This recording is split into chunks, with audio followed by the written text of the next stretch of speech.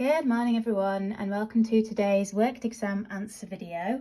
Today I'm having a look at an acids and bases calculation from an AQA A-level paper, whereby we are having to first of all take a look at calcium hydroxide being reacted with dilute hydrochloric acid, figuring out the moles that are in excess.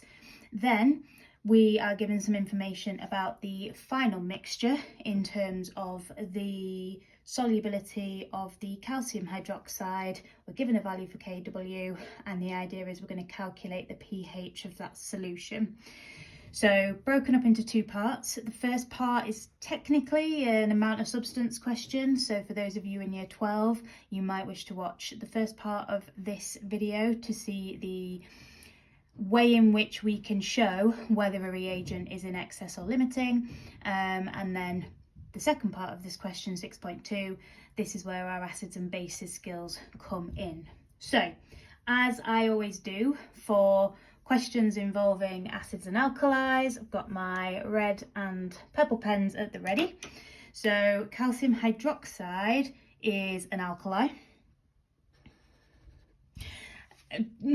I say alkali, it is soluble to an extent, but it's not going to be the most soluble group 2 hydroxide. That would be barium, and again that's something that you will learn in year 12.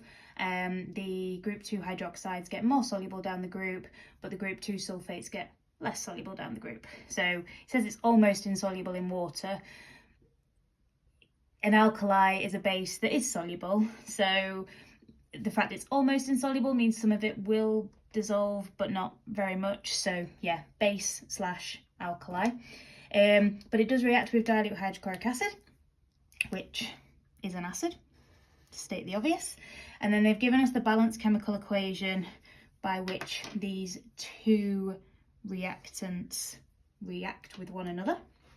So we can see the ratio there is 1 to 2. Now we're told that we are adding 100 centimetres cubed of a 0.1 mole per decimetre cubed hydrochloric acid solution to 0.6 grams of the calcium hydroxide. So whenever we are working to show a reactant is in excess, we always have to do that with the moles, just like if we're ever doing a reacting mass calculation. We always need to compare the moles of something that's reacted to the moles of product that are being made. So the first thing I'm going to need to do is figure out what the moles are in each instance. So for the calcium hydroxide, we're going to do that using mass and MR, because we've been given a mass. So we're going to need to use the MR. For the hydrochloric acid, we're going to use the concentration and the volume, because that's the solution. So the moles of the hydrochloric acid is going to be concentration, 0.1, times the volume, which we'll need to convert into decimeters cubed, so 0.1.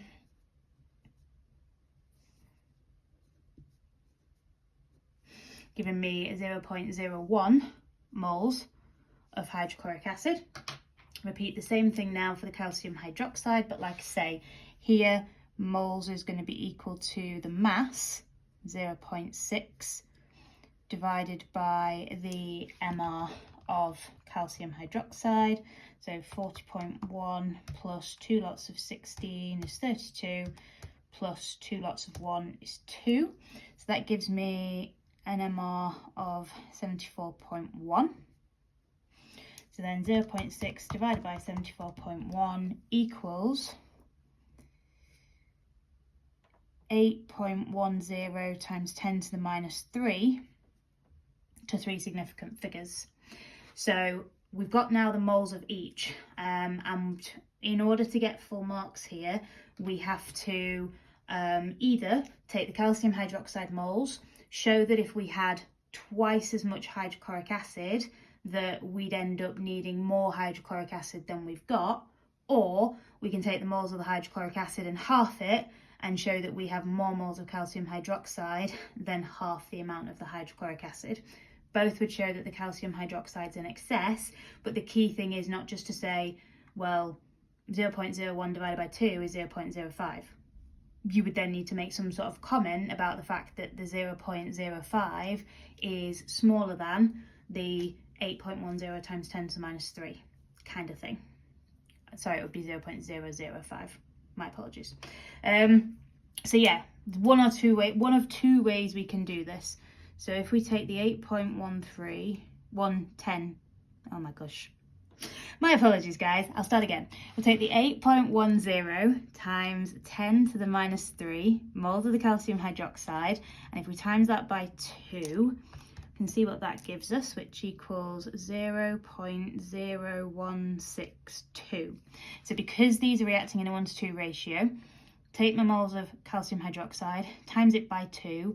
This is how much hydrochloric acid I would therefore need to fully react away all the calcium hydroxide. Now that number there is greater than 0.01, therefore the calcium hydroxide is in excess.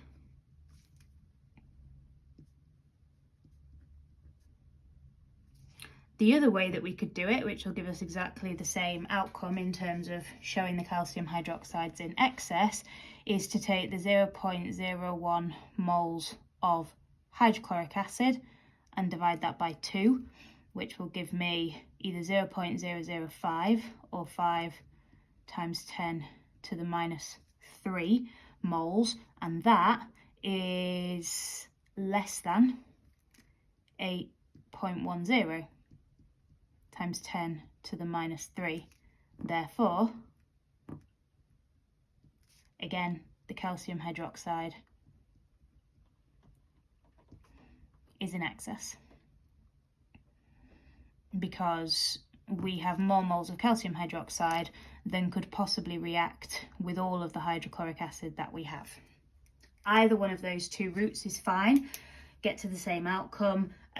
Some people find one method easier than the other, or one sort of way round of approaching that easier than another. Either's absolutely fine, but we always have to compare in terms of moles, and it's really important that you don't just, as I said, do 8.10 times 10 to the minus 3 times 2, get an answer of 0.0162, and then not link that back into the moles that we calculated. Okay, moving on to part 2. We're told the final mixture contains a saturated solution of calcium hydroxide at 293 Kelvin. They've given us the temperature because Kw varies with temperature, and we're given Kw here as 6.80 times 10 to the minus 15 moles squared dm to the minus 6. We are probably familiar with the fact that at 298 Kelvin, Kw is 1 times 10 to the minus 14. You will always be given Kw, but you'll probably be quite familiar with that value, but that's only the value for Kw at 298 Kelvin. So it doesn't really matter what the temperature is. They're telling us the temperature is 293, so that when we then read that Kw is that, we go, oh, okay, it's not the normal value because we're not thinking about the normal temperature. So at 293 Kelvin, we have the value for Kw, as I just read out, and the solubility of calcium hydroxide in this solution is 0.04 grams per decimeter cubed, and we are tasked with calculating the pH of the solution, giving our answer to 2 decimal places. First of all, we should always be given our answers to 2 decimal places for pH values. I don't think it's ever going to ask you to do otherwise.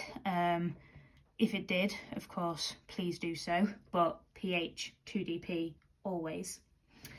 So, whenever we want to figure out a pH, we need the H plus concentration, because to work out pH is equal to minus log base 10 of the hydrogen ion concentration. Now, we've got calcium hydroxide, which is going to be acting as a strong alkali in terms of the amount that actually dissolves. So we're going to have the OH minus ion concentration. That's why Kw is given to us, because Kw is equal to the concentration of H plus ions multiplied by the concentration of OH minus ions. So if we can get the concentration of OH minus ions, we can then rearrange this expression to get H plus concentration equals Kw divided by the OH minus concentration. Once we've got H plus, we can then get pH. So how do we get the OH minus concentration? Well, first of all, we're going to have to get the concentration of the calcium hydroxide into the right unit. So we don't want it in grams per decimeter cubed, we want it in moles per decimeter cubed. So we'll start there. So 0.4 grams per decimeter cubed. So we want that in moles per decimeter cubed. So moles is mass divided by MR. So if I divide that by the MR, which we worked out earlier as 74.1, that will then give me the concentration in moles per decimeter cubed, which gives me 5.40 times 10 to the minus 3 to 3 significant figures. It was 5.398 times 10 to the minus 3. Now, this is where some students will go wrong, I suspect. When we're thinking about strong acid and strong alkali calculations, most of the questions will involve either monoprotic acids or monobasic alkalis. I always write a dissociation equation, whether it's a strong acid, a weak acid, a strong alkali, or water. I always do it. And I'm going to do it here. And you may see why it's especially important to do here.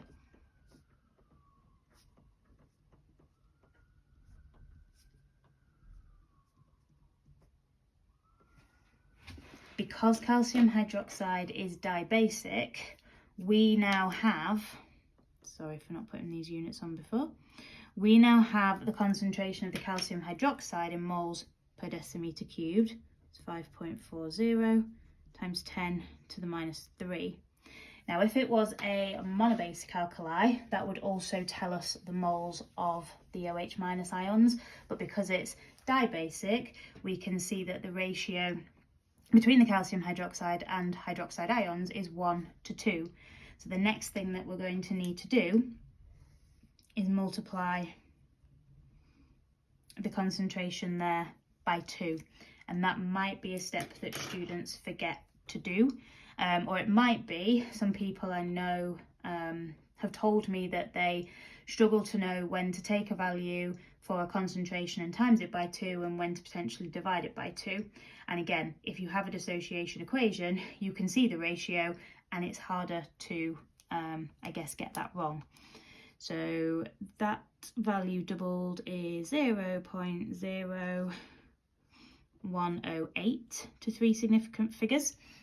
And now that we've got the OH minus concentration, we can now use our rearranged Kw expression using the value of Kw from the question of 6.80 times 10 to the minus 15, dividing that by the 0.0108. Now this should give me quite a very small number because acids give us H plus ions, alkalis do not. So 6.30 times 10 to the minus 13. Again, that's to 3 significant figures. So then pH is minus log base 10 of the H plus concentration. So I'm just going to take that value and do minus log base 10 of that answer, and that will give me my pH. So the pH here, to 2 decimal places, 12.20.